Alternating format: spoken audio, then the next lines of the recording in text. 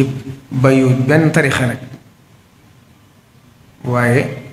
day mel ne kon bu tànnee sëriñ Babacar Sy Mansour mi nga xam ne mooy alxalifatul aam li tarixati tijaniya tudd ko ci tuddaali nag këri diine yëpp bàyyiwut kenn muy suñu mbokk yi tedd yi nekk Kawlax di njabootu alhaji Abdoulahi maam Abdoulahi Niass ak di waa suñu bokk waa Njaasaan ak njabootu Cheikh Omarou Fouti yi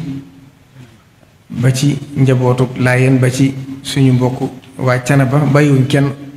ndax boo xasee lim sax da ngay juum li wolof fi di wax naan fu lim fàtte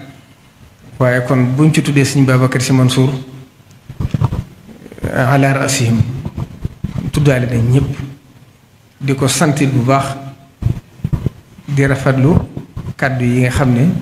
waxtu ne mi ngi koy yëkkati ci Cheikh Mouhamadou Mountakha ci rafetal ngir bëgg lu gën a dëgëral bokk gi ak lu gën a dëgëral diine ji kon sëriñ baa ngi koy sant moom itam di ko gërëm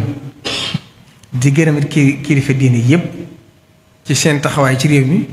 ak ci seen taxawaay ci musiba mi suñu borom wàccee ci kaw suuf muy mbas mi moom mi mënees na ci wane taxawaayam ndax àdduna sépp xam nañ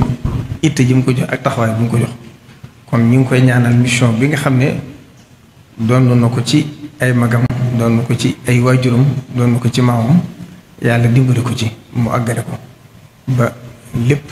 ni mu ko yéenee ndax daaw naka ni daaw sëriñ bi yónni na fu mu wax kàddu yu rafet mu wax ne waxal Cheikh Mouhamadou Mountakha ne ko na xam ne gépp kàddu gum dégg te méngoowut ak kàddu gu rafet bàyyi ko wut fii bu fi tuddoo woon bokk ci njaboot gi te xam naa ne li am fii mu am foofa loolu waxu ko yam ci waaye mi ngi koy jëfe kon sëriñ baa ngi koy sant waaye ni mu ko sante it ne la sante ñëpp ndax kenn ku ci ne cër ba nga ko war a sédd nga ko te desul dara